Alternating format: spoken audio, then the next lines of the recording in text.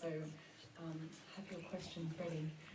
I wanted to mention firstly, though, that it's a great pleasure to be doing a session on the International Day to End Violence Against Women and Girls. And I think often this day we kind of have a bit of a narrative now around this day of women as sort of women as victims and passive, helpless victims in a way. And I think something that I just wanted to mention is that actually this day is the anniversary of the assassination of the Mirabelle sisters, Dominican political dissidents, and that's why we celebrate it on this day. And so I think there's something really nice about this session called Claiming Spaces, and 3 films about ways of women claiming these spaces in really quite radical but very different ways. A very joyous first film about claiming that space for lesbian women in London. And then this very angry film, I think, about claiming spaces against sexual harassment. And then a very slow but radical film about claiming that space in education, both as students and teachers. So I just wondered what you both thought about the links between those films. Teena, if you want to go first. Yeah, well, I think all 3 of the films really looked at issues which are quite similar, and I think touch women in different ways, and at the same time are also quite different. So I think so whether it's the discrimination against women in Thailand, in religious in the whole Buddhist Theravada tradition, or whether it's looking at the way women have to claim spaces just in terms of feeling safe on the streets, or in terms of women as lesbian women also kind of having the right and the ability to claim those spaces. So I think these are struggles which continue, and in some places perhaps more successfully, and in others they're ongoing. And these are battles which we all as women and as feminists and activists continue to fight. So I think it was nice to kind of make a space for that today. I think it's interesting how in the various films action is oftentimes born out of agitation or frustration or anger of being left out in various spaces or not feeling safe in various spaces, or whether being left out in religious spaces or film spaces. And so I'm interested in the ways in which sort of action can be born out of righteous agitation and frustration, and how we can sort of harness that to sort of fight back. Teena, I know that I was saying to you beforehand that your film felt sort of there was that very sort of slow and quiet resistance building throughout, and you were saying that in a Thai context this is actually would be interpreted quite differently to that. Do you want to talk a bit about that? Yeah, I mean, what I was saying earlier is that the pace of the film actually, and kind of the slowness or the deliberateness of that had a lot to do with the fact that it was shot in Thailand, and also I wanted the film to be seen in Thailand and not totally rejected, because in Thailand, given the history of Thailand, and it's very difficult to actually question and to agitate and to raise issues which rock the status quo. And so actually even a film like this, which seems to come across quite gently, would probably be taken quite harshly in many circles. And and coming from South Asia, where as I was saying, we'd be burning buses if we felt this is what we're facing, or this is the kind of discrimination that we're having to deal with. But in Thailand, the context and the cultural context is so different, and it's very unsafe actually, and it's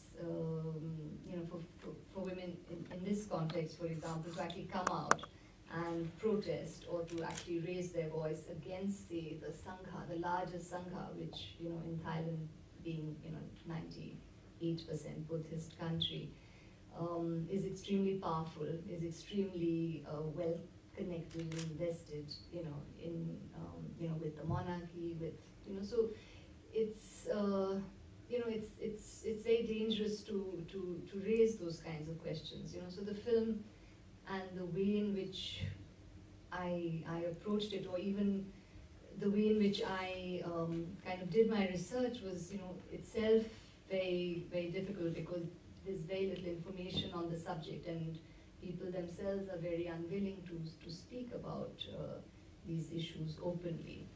So, so I think the film kind of explored the subject as I moved with my camera and went to other parts of the country, or followed Mechi Rochina and the monk, and so the pace of the film kind of reflected the difficulties of actually making a film like this, as well as the context in which I was located, because I lived in Thailand for 11 years.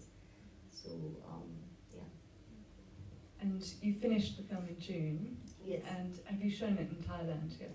Not yet, but I'm planning to probably next year. I'm trying to line up a few occasions to show the film together, so that I can go there once. And Kelly, I described your film as angry. I don't know if you agree with that, but Yes, do you want to talk about where that came from, Sure. that anger?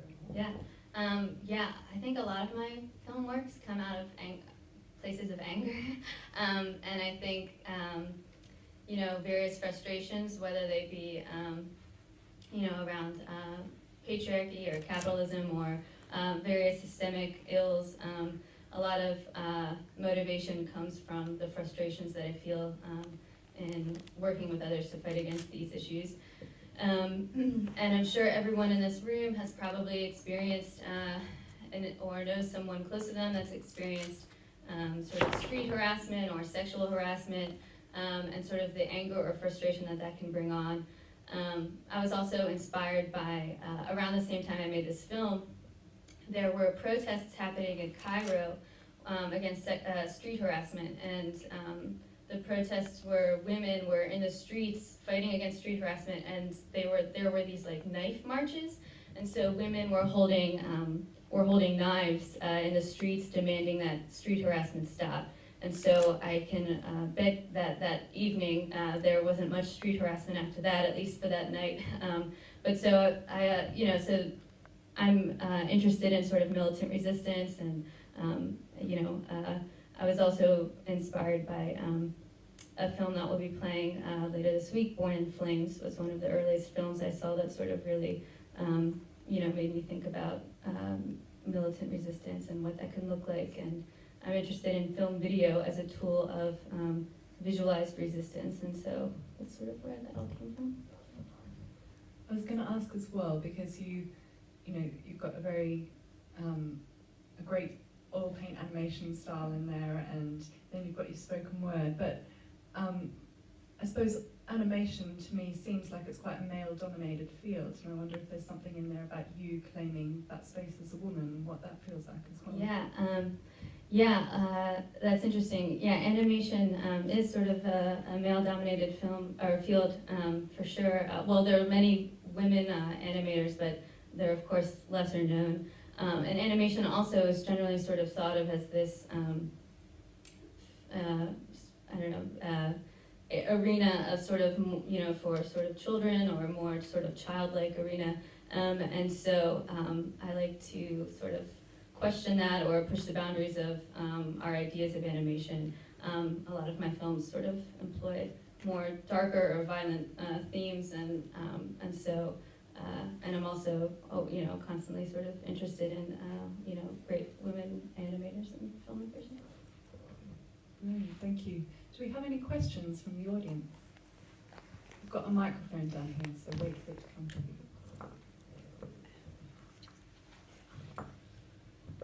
Someone has to go first. There we go. Up the back.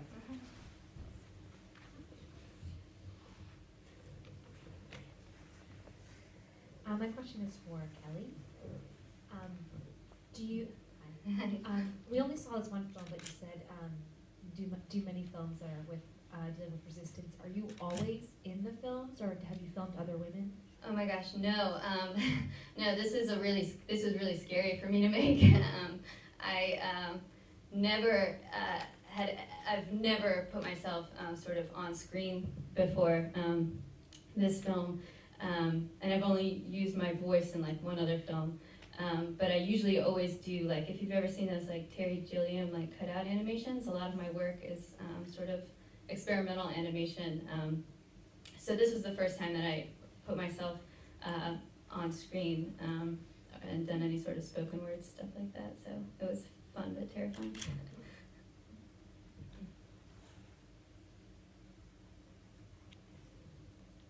Anyone else?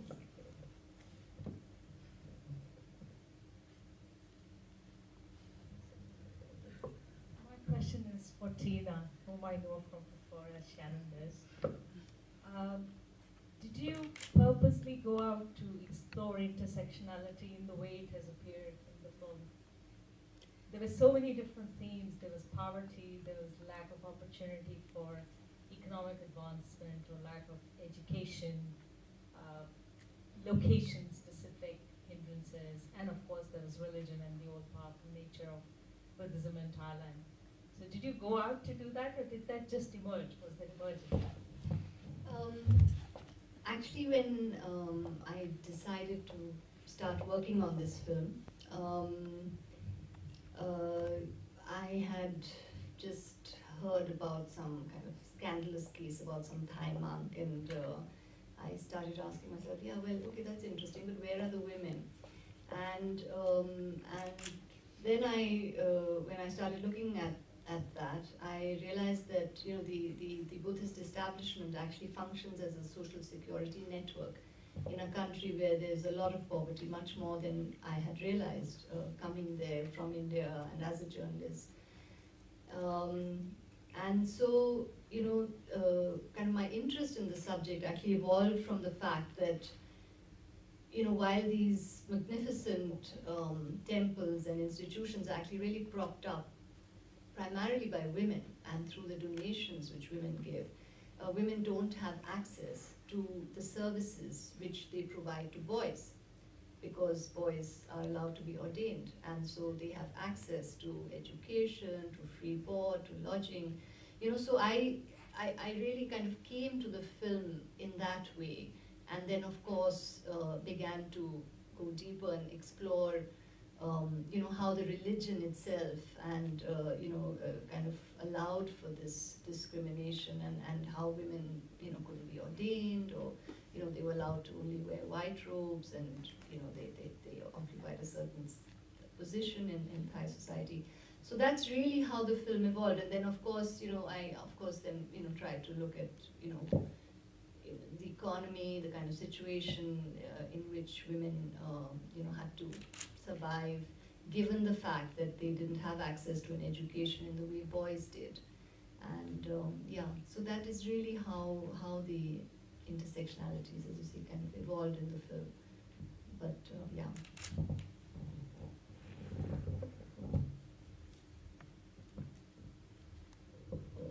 Well, people are thinking I'm going to ask you another question. You mentioned before as well that it was really your privilege as an outsider that enabled you to tell that story. Why could someone not tell that story from within Thailand? Well, till today in Thailand, it's very difficult to, as I said, to question the status quo and to do so safely. And so there are very few films which come out of Thailand by Thais, which would, explore themes like these, which are extremely sensitive and kind of threatening, or seen as threatening to the establishment. So it's because I was not a Thai that I kind of perhaps had the courage to make a film like that. And even living in Thailand, I did have to think a lot about living in Thailand, and my name being associated with the film. And actually, my first independent film which I made in Thailand was on pesticide poisoning, actually, and looking at the organic farmers movement in the north of Thailand. And again, the activists and the kind of NGOs which were working in this area were all kind of working almost underground, because it's not rare in Thailand to be an activist and to just disappear if you push the wrong buttons and you ask the wrong questions and you know, you challenge, like, say, the rich orchard owners of the orange orchards where a lot of pesticides are being sprayed, which where the case study I had for that earlier film was. So, you know, so similarly, for women to you know, so they feel, okay, at least they're being allowed this little, you know, entrance as, you know, Mechi and as these nuns in white. So if they ask questions, they feel they're scared that, you know, even this may then not be allowed, or, you know, there'll be too many questions raised, or, you know, they'll be threatened, or, you know, so the Sangha will actually, you know, take this up. So and it's real, you know, it's very real to their lives. I mean, they might not disappear the way in which activists or, you know, other people do, but yes, the dangers are and the risks are just too high.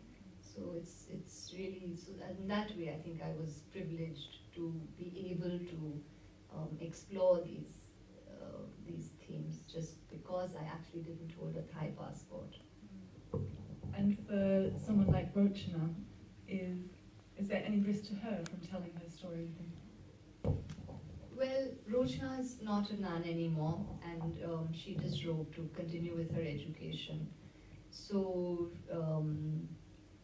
but she was all right. I mean, she was, you know, kind of quite happy to speak about on the subject and to kind of express her opinion on the matter.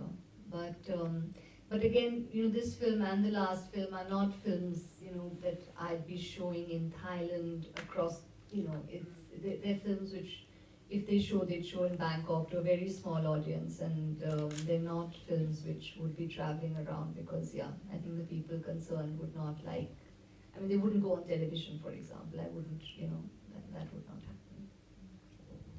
Do we have other questions from the audience? Hi, this is a question for Kelly. I wondered if there was a particular incident of harassment that provoked you or triggered you to create your film, or was it just general experiences of yourself and other friends, for example? No, there was a specific incident for sure. I mean, you know, people, again, I'm sure everyone in here has been catcalled before, whatever, on their way home from the bar, on their way wherever. But when I was an undergrad, I was walking home late, really late from a party, sort of by myself. But I figured, I don't know, it was on my college campus, and I wasn't too far from home, and I was on the phone with my boyfriend at the time, and out of nowhere, I mean, the streets, it was like very desolate, and completely out of nowhere, it felt like a baseball bat like had swung around and smacked me in the ass, excuse me. But some young, drunk guy ran by and sort of said something crude and like smacked my ass and ran off. And I was on the phone with my boyfriend, and I was so angry. And this is why in the film it's sort of like there's waves and the sounds of submersion, just sort of all the emotions that flood over you when you're like so violated. And I started chasing after him. But I was on the phone with my boyfriend at the time, who was like, Kelly, what are you gonna do when you get up to him? And I was like, I don't know, like I'm so angry. And he, sort of talked me into walking home, because, it wasn't very, the safest area, and so I walked home. But I just remember thinking, I don't know, I felt violated unlike I had never been before, sort of, and just, a surge of anger and emotion. And so of all the incidents, where I've been catcalled or whatever, or, harassed, that was the one that has like sort of always like, sort of stayed with me. Yeah. We've got another one up there and then down here. Thank you. This is a question for Teena. What the way in which you talk about Thailand and how it appears to be calm and quiet, and how is it actually policed? How is the control and the policing working? Well, there's a lot of self-censorship because, the history of Thailand has been one of the monarchy first, and then the army. And the army has really ruled the country continuously for the last 4 or 5 decades. And so the implications or as I said, the risks of questioning the status quo and actually challenging the system are well understood already, because it's basically a military state. So you get picked up, you disappear, whatever. And even today, even in the so-called democratic kind of governance which exists, if you scratch the surface a little, nothing much has really changed. So whether it's the police or the army, they're there, and or the elite, and so for example, as I said, in the case of the orange orchards, it's the orchard owners that you have to be fearful of if you lived in the areas and actually said, we're being poisoned here, and look at our village and our groundwaters, and so you would be just picked up, because these people were very influential, and they're just not influential alone. They obviously have very close connections with the local authorities, with the police. So that's really how these networks work,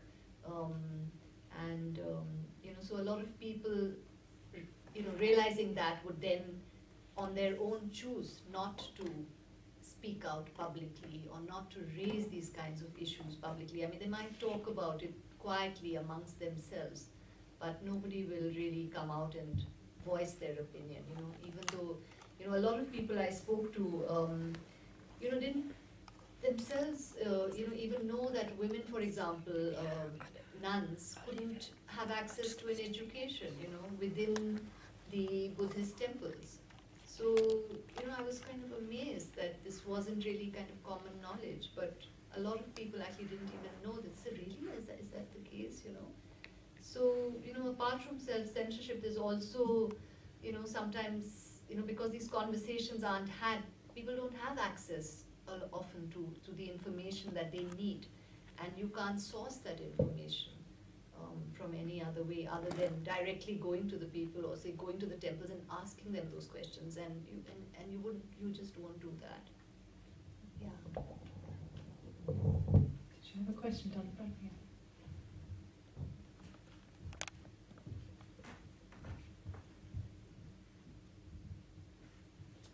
In the film, you talk about the sort of religious approach to break down the sort of paternalistic fundamentalism within Buddhism, but is there a space in Thailand where there can be that secular approach to get education for women as well, or is it, is there too much of self-censorship that you speak of to? No, I mean, women have absolute access to education, and actually education is free in the country.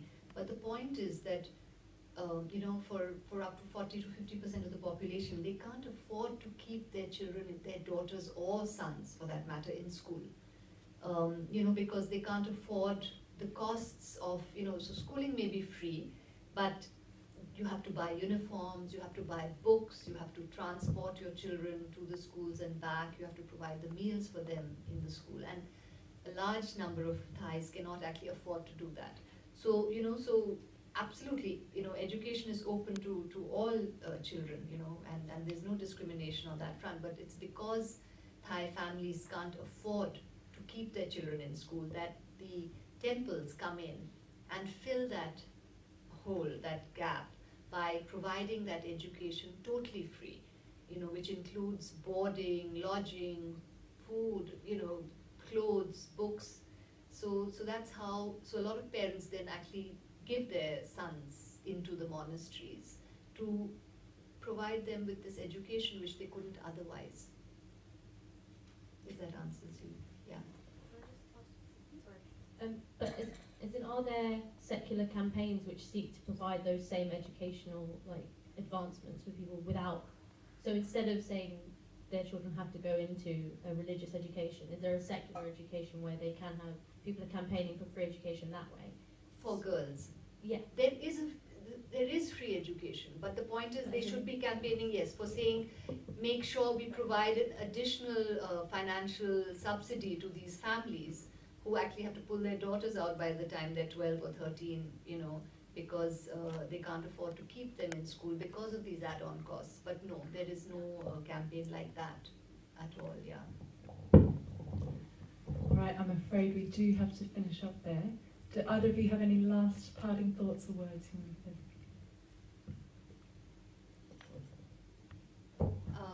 Well, I just wanted to say that, I kind of also really appreciated Kelly's film, and coming from Delhi, where where sexual harassment and sexual violence unfortunately is becoming an everyday part of our lives. It always has been, of course, but I think undoubtedly there's a lot to work on and a lot to fight against. And there's lots that there are a whole lot of us in Delhi at least who are trying to work at various levels, and I just wanted to say that I feel, at least in my context, that till you kind of decentralize and work very locally, kind of in each locality, and actually try to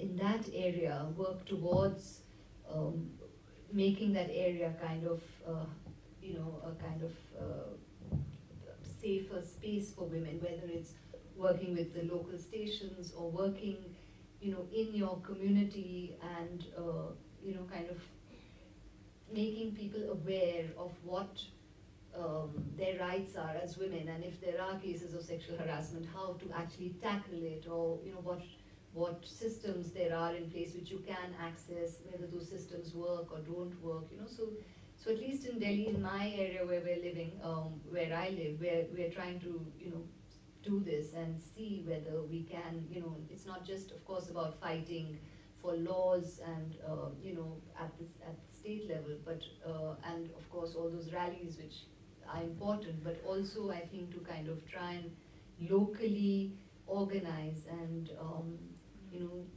kind of decentralize all these actions so that they, at least to some extent, work, in a small pocket in an urban environment. Absolutely, Kelly.